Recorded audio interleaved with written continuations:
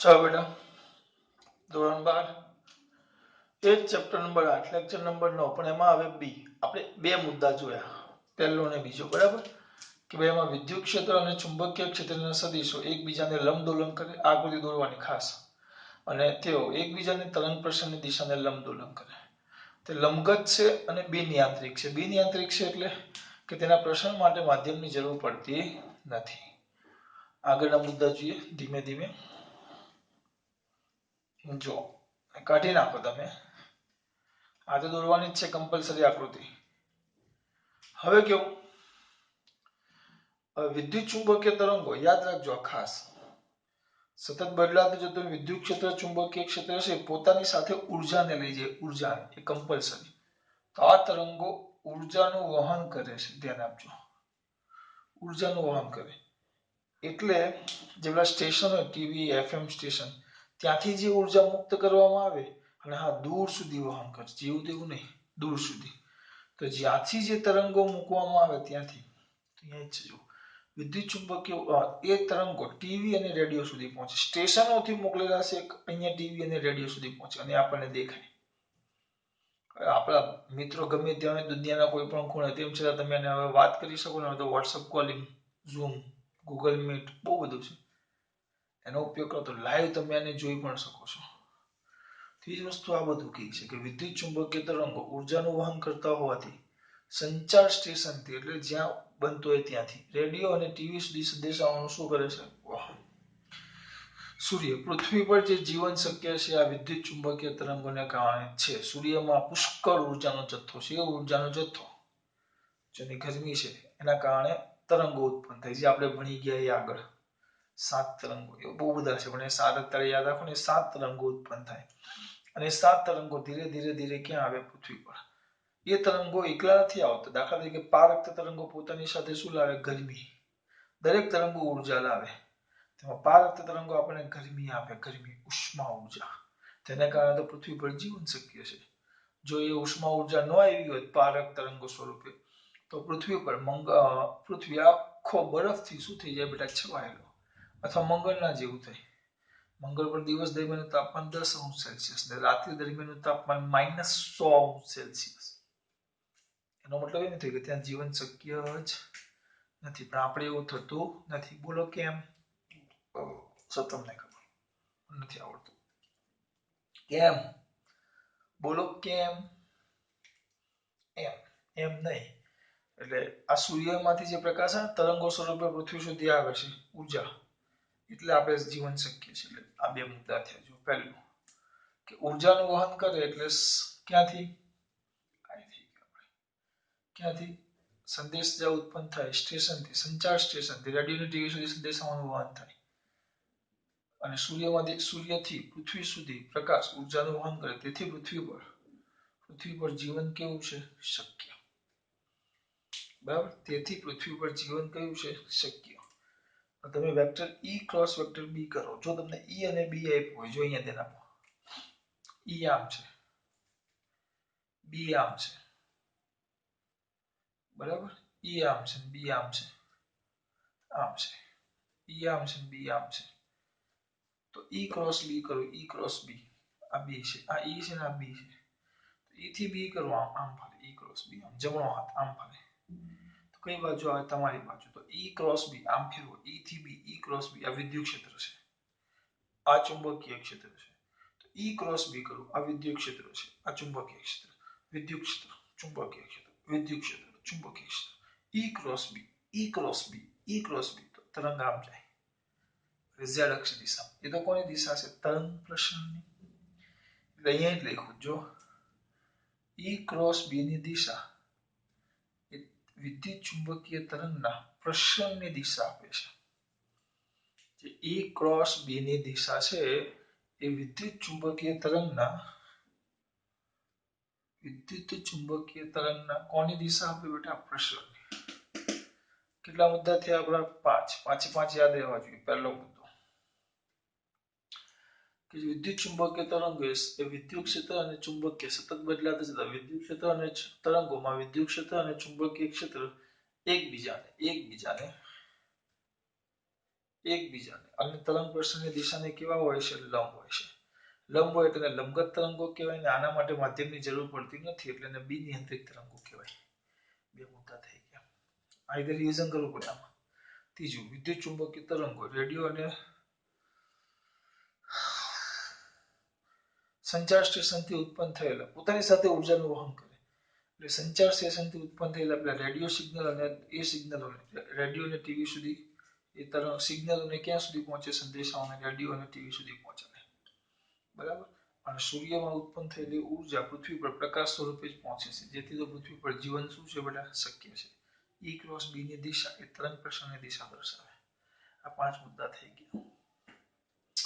બરાબર. હર્ઝ નામનો વૈજ્ઞાનિક હતા. હર્ઝનો આખો પ્રયોગ હતો બેટા આપણે જૂની ચોપડીમાં. આ ચોપડીમાં હર્ઝના પ્રયોગને કાઢી જ નાખ્યો છે, એટલે આપણે એને ભણવાનું થતો નથી. હર્ઝનો પ્રયોગ જ નથી. હર્ઝે દર્શાવ્યું. કોણે દર્શાવ્યું બેટા? હર્ઝ. નામ તો સાંભળ્યું છે, નામ તો સુનાઈ હોગા. કે વિદ્યુત ચુંબકીય તરંગો 3 ઘટના અનુભવ કરે. એક છે વિવર્તન, પોતાના મૂળ માર્ગથી વાંકા વળી જવું, એને વિવર્તન કહેવાય. પ્રકાશ થતો હોય, મૂળ માર્ગથી સહેજ ચલિત થઈ જાય, ખસી જાય, એને વિવર્તન કહેવાય. કોઈ અડચણ કે ઢાળ પરથી વાંકા વળવાની ક્રિયાને વિવર્તન કહેવાય. પછી ધ્રુવીભવન. ધ્રુવીભવન એટલે એમાં એમ આવે ધ્રુવીભવનમાં તમને શું સમજાવું? આ બે છે ને વિવર્તન, ધ્રુવીભવન ને વિવર્તન, ધ્રુવીભવન અને વ્યતિકરણ, આ બધા છે એ આપણે 10મો પાઠ છે. 10મો પાઠ એમાં આપણે જોશું. 9મા પછીનો 10મો પાઠ એમાં આ બધું આવશે. વક્રીભવન એ આપણે 9મા પાઠમાં આપણે ભણી ગયા. તો 3 ઘટના અનુભવ એવું હર્ઝે કીધું.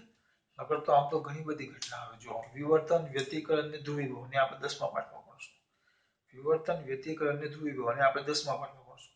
વક્રીભવન, પરિભ્રમણ, વક્રીભવન, પરાવર્તન અને પ્રક્રિયા જે આપણે ભણી ગયા. અને હા, એ પરાવર્તન ને વક્રીભવન આપણે ક્યાં ભણ્યા બેટા? 9મા પાઠમાં ભણી ગયા. આ જ છે. પણ હર્ઝે કઈ 3 ઘટના કીધી? વિવર્તન, ધ્રુવીભવન અને વક્રીભવન. વિવર્તન, ધ્રુવીભવન અને વક્રીભવન. આ 3 હર્ઝે એવું કીધું. અનુભવે કઈ? વ્યતિકરણ, વિવર્તન, ધ્રુવીભવન, પરાવર્તન ને વક્રીભવન. આ બધું આ 5 ઘટના તો મને ખબર છે. અમુક ઘટનામાં એને તરંગ સ્વરૂપે લેવું પડે તો આ ફોટો ઇલેક્ટ્રિક અસર પણ આવશે, પણ આગળ આવશે તે નહીં. તો હર્ઝે દર્શાવ્યું કે વિદ્યુત ચુંબકીય તરંગો વિવર્તન, ધ્રુવીભવન અને વક્રીભવન અનુભવે છે. આ ઉપરાંત ધ્યાન આપજો ખાસ, હર્ઝે શું કર્યું? સ્થિત વિદ્યુત ચુંબકીય તરંગો બનાવ્યા. આમ આ એક લઈ લો ખાલી. આમ તો સ્થિત વિદ્યુત ચુંબકીય તરંગો આવા કર્યા. આ તરંગોને એકબીજા પર સંપાત કરે. યાદ છે આપણે ભણી ગયા સ્થિત તરંગો, કે બે તરંગોને જ્યારે એ બે તરંગો સમાન કંપ વિસ્તાર અને સમાન કલાવાળા બે તરંગો જ્યારે એકબીજા પર સંપાત થાય ત્યારે તરંગ પોતાનો પ્રગામીપણા, આગળ વધવાનો ગુણધર્મ શું કરે છે? ગુમાવી બેસે છે. જેને આપણે કયા તરંગો કહીએ છીએ? સ્થિત તરંગો. તો આવી રીતે સ્થિત તરંગો ઉત્પન્ન થાય. યાદ કરીએ. આ પેલા બે દોરીના આપણે સ્થિત તરંગો ભણેલા. આવા દરેક આવું દીકરાઓને આ બધું સમજૂતી માટે છે. આ બધું ખાલી વિધાન લખવાના છે. આપણને ખબર ને, આપણે ગોખીએ.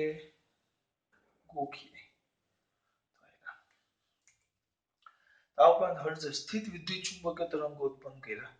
તો ઉત્પન્ન કરી બે ક્રમિક નિષ્પન્ન બિંદુઓ વચ્ચે. આ બે નિષ્પન્ન બિંદુ કહેવાય. જેનો કંપ વિસ્તાર મહત્તમ હોય એને પ્રસ્પન્ન બિંદુ કહેવાય. આ પ્રસ્પન્ન બિંદુ થાય. પ્રસ્પન્ન બિંદુ કહેવાય. જેનો કંપ વિસ્તાર શૂન્ય હોય આ બે, તો નિષ્પન્ન બિંદુ થાય. તો આ લઈ લેવાય. તો આ નિષ્પન્ન બિંદુ. તો બે ક્રમિક નિષ્પન્ન બિંદુઓનું વચ્ચેનું અંતર શોધ્યું ડી. બે ક્રમિક નિષ્પન્ન બિંદુઓ વચ્ચેનું શું શોધ્યું? અંતર શોધ્યું. તે અંતર એ તો આપણા માટે ક્રમિક એ અંતર. દાખલા તરીકે અહીંયાથી આટલું છે, એના પરથી આના પરથી પહેલા એને તરંગ લંબાઈ લેમ્બડા શોધી, કારણ કે આ લેમ્બડા બાય 2 થાય એટલે એના પરથી એને લેમ્બડા મળ્યું. આ અંતર શોધ્યું, એના પરથી એને લેમ્બડા મળી જાય. સમજાવું ચલો. દાખલા તરીકે આ અંતર સમથિંગ 10 એંગસ્ટ્રોમ છે. તો 10 એંગસ્ટ્રોમ બરાબર લેમ્બડા બાય 2, કારણ કે આ લેમ્બડા બાય 2 આવે. અડધું તરંગ છે. આમ હોય ને આમ, તો આને આખું તરંગ કહેવાય. આ લેમ્બડા કહેવાય. આ લેમ્બડા થાય. તો આ તો અડધું, આ લેમ્બડા થાય. આ તો અડધું છે એટલે આ લેમ્બડા બાય 2 થાય. તો lambda is equal to 20 angstrom. અંદાજો આપ્યો એમ એને પહેલા આ અંતર પરથી એને લેમડા બાય 2 અથવા ગમે તે રીતે વસ્તુ શોધ્યું, લેમડા મળી, અલગ અલગ જગ્યાએ હોય. હવે આખું તરંગ છે, આખું અંતર લેવા તે લેમડા બાય 2 એટલે એમ એને સૌથી પહેલા લેમડા શોધ્યો, લેમડા મળ્યો. આ તરંગની આવૃત્તિ f એને ખબર હતી.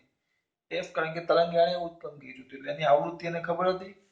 કારણ કે હર્ષે જે પ્રયોગ કર્યો હતો ને એમાં ગોળાઓને ગતિ કરાવે, વિદ્યુત ભારિત ગોળાઓને, અને એ ગતિ કરાવે તો એ વિદ્યુત ભારિત ગોળા જેટલી આવૃત્તિથી દોલન કરે એટલી જ આવૃત્તિ વાળા તરંગો ઉત્પન્ન થાય. તો આવૃત્તિ f અને આ લેમ્બડા હું તમને એક્સ્ટ્રા પીરિયડમાં ચલાવીશ એક્સ્ટ્રા લેક્ચરમાં. અત્યારે ખાલી આ યાદ રાખો.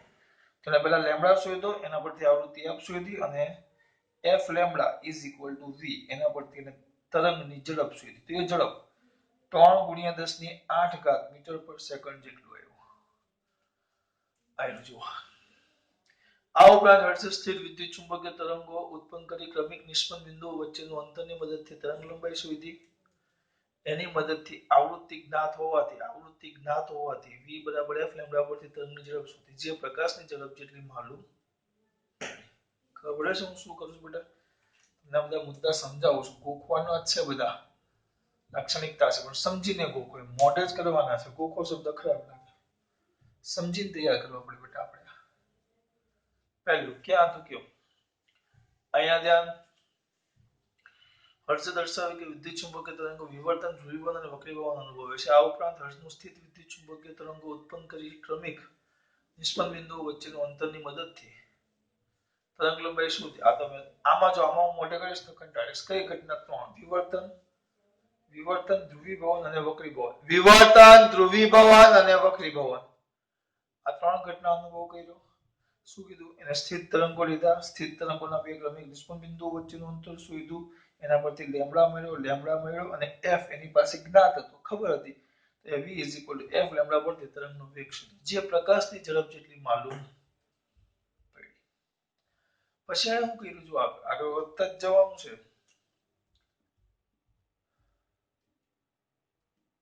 તમે મુક્ત અવસ્થા લેવો અથવા શૂન્ય અવકાશ લેવો, તેમાં વિદ્યુત ચુંબકીય તરંગનો વેગ એ અગત્યનો મૂળભૂત અચળાંક છે. કેમ? એ બદલાતો નથી. કેટલો તમને ખબર છે? 3 ગુણ્યા 10 ની 8 ઘાત. આ વેગ તરંગ લંબાઈથી સ્વતંત્ર છે, તેનું મૂલ્ય 3 ગુણ્યા 10 ની 8 ઘાત મીટર પર સેકન્ડ છે. પહેલું, શૂન્ય અવકાશમાં વિદ્યુત ચુંબકીય તરંગનો વેગ એક અગત્યનો મૂળભૂત અચળાંક છે. શૂન્ય અવકાશમાં કોઈ પણ તરંગ લઈ લેશો, કોઈ પણ તરંગ શૂન્ય અવકાશ હોય તો બધા તરંગોનો વેગ એક સરખો હોય. કેટલો હોય? બધા તરંગોનો વેગ એક સરખો કેટલો હોય? 3 ગુણ્યા 10 ની 8 ઘાત મીટર પર સેકન્ડ. એટલે ખાસ અચળાંક થઈ ગયો. પ્રકાશે શૂન્ય અવકાશમાં, હવે એના પરથી એક મીટરની વ્યાખ્યા મળી. કેવી રીતે? પ્રકાશે શૂન્ય અવકાશમાં 1/c સમય કેટલો લેવાનો? 1/c સેકન્ડમાં.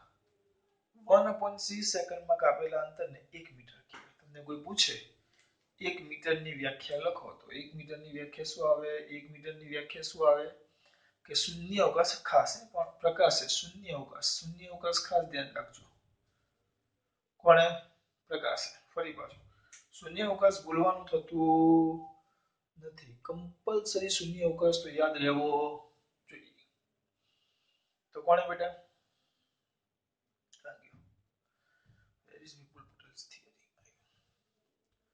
શૂન્ય અવકાશમાં પ્રકાશે શૂન્ય અવકાશમાં કેટલા સમયમાં 1/c સેકન્ડમાં કાપેલા અંતરને 1 મીટર કહેવાય.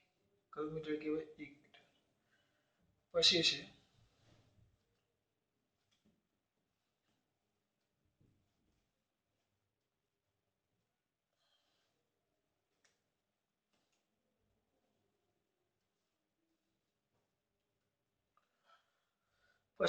ઉચ્ચ વિદ્યુત ચુંબકીય તરંગ ધ્રુવીભૂત છે, જે નાના AM રેડિયો બ્રોડકાસ્ટિંગ સિસ્ટમ પ્રત્યેના પ્રતિસાદની મદદથી સહેલાઈથી જોઈ શકાય છે.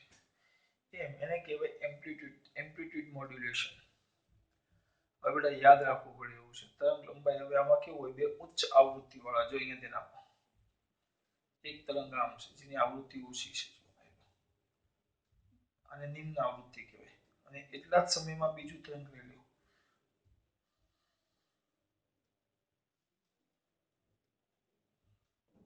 આટલું રાખો. ચલો, આ બે તરંગો છે, ધ્યાન રાખજો. તમને સમજાવું છું. આ બે તરંગો છે. આ 1 સેકન્ડમાં એક દોલન પૂરું થયું કહેવાય. આટલામાં આ એક થયું. આમાં 1 2 3 4 5 6 7 8. જે આની આવૃત્તિ આને એક દોલન પૂરું કર્યું. આ તરંગે એક દોલન પૂરું કર્યું. તેને 7 દોલન પૂરા કર્યા. આને ઉચ્ચ આવૃત્તિ કહેવાય. ઉચ્ચ આવૃત્તિ વાળું તરંગ કહેવાય ને આને નિમ્ન આવૃત્તિ વાળું તરંગ કહેવાય. આપણે જે રેડિયોની સિગ્નલ જોઈએ છે એ સિગ્નલને છેક દૂર સુધી પહોંચાડવા માટે બેને એકબીજા પર સંપાત કરવા પડે, એને મિક્સિંગ કરવું પડે, એનું મોડ્યુલેશન કહેવાય. મોડ્યુલેશન. જૂની ચોપડી હતી એમાં આપણે આખો પાઠ હતો. એ પાઠ 15મો પાઠ હતો, જેમાં આ બધી મોડ્યુલેશન ને બધી પ્રક્રિયાઓ હતી. પણ એ પાઠ જ નીકળી ગયો છે. આખો જ પાઠ નીકળી ગયો છે નવી ચોપડીમાં. એટલે આપણે શું કરશું, ખાલી હું તમને સમજાવું છું. આ બે તરંગો છે, બરાબર. આ બે તરંગો છે, એક નિમ્ન આવૃત્તિ વાળું તરંગ અને ઉચ્ચ આવૃત્તિ વાળું તરંગ. આપણું મેન સિગ્નલ હોય જે તમારે બીજા સુધી પહોંચાડવાનું હોય. દાખલા તરીકે અત્યારે હું ફોન ઉપર વાત કરું તો મારો અવાજ હોય ને એ આ સિગ્નલ હોય, અને આ બીજું સિગ્નલ છે. આ મોડ્યુલેટિંગ તરંગ, મોડ્યુલેટિંગ તરંગ કહેવાય, જેનું મોડ્યુલેશન થાય. મોડ્યુલેશનમાં ખબર નહીં પડે તમને, હમણાં સમજાવું. આ બે થયા. હવે આ બેને ભેગા કરી નાખો તો આપણને આવું કંઈક મળે સિગ્નલ. આ માત્ર ને માત્ર માહિતી માટે છે. આપણને આવું તરંગ મળે, આવું ભેગું. આ બે તરંગોને ભેગા કરી આ મળો તો જો હવે આનો જે કંપ વિસ્તાર છે એ બદલાતો જાય છે. કંપ વિસ્તાર શું થતો જાય? બદલાતો. એટલે એને કહેવાય એમ્પ્લિટ્યુડ મોડ્યુલેશન, કંપ વિસ્તારનું મોડ્યુલેશન. આમ થાય. આ બે તરંગોની વ્યાખ્યા એવી આવે: ઉચ્ચ આવૃત્તિ વાળા, નિમ્ન આવૃત્તિ વાળા તરંગોને ઉચ્ચ આવૃત્તિ તરંગ સાથે સંપાત કરતા મળતા નવા તરંગને મોડ્યુલેટેડ તરંગ કહેવાય. તરંગ આ જેનું મોડ્યુલેશન થયું, આને મોડ્યુલેશન થયું. આ બે ભેગા કરો અને આ જે મળે ને એને મોડ્યુલેશન કહેવાય. આ જે હતું એને મોડ્યુલેટિંગ તરંગ, મોડ્યુલેટેડ તરંગ જેનું મોડ્યુલેશન થઈ ગયું. આને કેરિયર તરંગ કહેવાય. કેરિયર, જે આ બહારનો જે કવચ છે ને એને પોતાની સાથે લઈ જાય. ટૂંકમાં આ બે તરંગોને ભેગા કરવાથી આ તરંગ મળે, ભેગું એક નવું તરંગ મળે. આ દૂર સુધી જઈ શકે. એટલે આ તરંગ દૂર સુધી જાય. આપણું મેન તરંગ આ છે, એને હું સીધું દૂર સુધી મોકલી શકતો નથી. તેને દૂર સુધી મોકલવા માટે એને આવા ઉચ્ચ આવૃત્તિ વાળા તરંગ સાથે ભેગું કરવું પડે, જેને મોડ્યુલેશન કહેવાય. આ મોડ્યુલેટિંગ તરંગ મળી ગયો આપણને. આ ધ્યાન રાખજો. આ તરંગ દૂર સુધી જઈ શકે, ઘણા કિલોમીટર, હજારો કિલોમીટર સુધી આ જઈ શકે. ઉચ્ચ આવૃત્તિ તરંગ એટલે જો FM માં તમે જો રેડિયો સિગ્નલ આવે તેમાં મેગાહર્ટ્ઝ પાછળ 80 મેગાહર્ટ્ઝ, 88 થી 107 હર્ટ્ઝ નથી આવતું, મેગાહર્ટ્ઝ આવે છે. મેગા એટલે 10⁶ ઘાત હર્ટ્ઝ. એક સેકન્ડમાં એટલા દોલનો થાય. 100 મેગાહર્ટ્ઝ લ્યો તો 100 ગુણ્યા 10⁶, 10⁸ ઘાત હર્ટ્ઝ થાય. એટલે એક સેકન્ડમાં 10⁸ ઘાત વાર દોલન થાય. આવા એક સેકન્ડમાં આવા મેં 7 દોર્યા ને એવા એક સેકન્ડમાં 10⁸ ઘાત. 8 ઘાત એટલે 1 2 3 4 5 6 7 ને 8, 10 કરોડ આસપાસ એક સેકન્ડમાં એટલા દોલન થાય. એટલી ઊંચા આવૃત્તિ વાળો આ તરંગ હોય. એને આ મેન તરંગ, આને મૂળભૂત તરંગ કહેવાય. એ તરંગ સાથે આને કેરિયર તરંગ કહેવાય. એ બેને ભેગા કરો તો આપણે આ તરંગ મળે. એટલે આપણો મૂળભૂત તરંગ હોય ને એ કવર હોય, અને આ કેરિયર તરંગ અંદર આવી જાય. જે આ આપણા કવરને, આ ટોચને, એની બહારનું જે ફરતું આવરણ છે ને એને પોતાની સાથે લઈ જાય. પછી આને અલગ કરવાનું આવે. એના માટે પાછા ઇન્સ્ટ્રુમેન્ટ આવે, એ અલગ આવે. આપણે એને નથી જોવાનું. એને ડીમોડ્યુલેશન કીધું કહેવાય. આ ભેગા કરવાની ઘટનાને મોડ્યુલેશન કહેવાય. છૂટા કરવાની ઘટનાને ડીમોડ્યુલેશન કહેવાય. તે વસ્તુ અહીંયા આપેલું છે. વિદ્યુત ચુંબકીય તરંગ ધ્રુવીભૂત છે. તે નાના AM રેડિયો બ્રોડકાસ્ટિંગ સ્ટેશન પ્રત્યેના પ્રતિસાદની મદદથી સહેલાઈથી શું કરી શકાય? જોઈ શકાય. ધ્રુવીભૂત એટલે ઘટના જ છે. એટલે અત્યારે મેં તમને ખાલી AM સમજાવ્યું. ધ્રુવીભૂત એ આપણે 10મા ચેપ્ટરમાં ભણશું. બ્રોડકાસ્ટિંગ મેં તમને સમજાવ્યું. દૂર સુધી મોકલવા માટે આપણું આ મેન સિગ્નલ છે અને ઊંચી આવૃત્તિ વાળા સિગ્નલ સાથે ભેગું કરવું પડે અને આ મળે જેને મોડ્યુલ આગળ આ મળે તો નવું તરંગ મળ્યું. તો આ ઘટનાને મોડ્યુલેશન કહેવાય. કંપ વિસ્તાર બદલાતો જાય. જો કંપ વિસ્તાર બદલાતો જાય એટલે એને એમ્પ્લિટ્યુડ મોડ્યુલેશન કહેવાય. તમારે આમાંથી એક પણ હું બોલેલું છે યાદ નથી આવતું. તમારે તો આટલું વિધાન યાદ રાખવાનું છે. આ બધું તો મેં તમને સમજાવ્યું. કેટલા મુદ્દા થયા? 8. હજી તો ઘણા બાકી છે. આ બધા નાના, જે એક બે બે મિનિટના હોય. હવે મોટા અને થિયરિકલ આવે, હવે જોઈએ આપણે. એટલે આ કયું હતું આપણું 9B.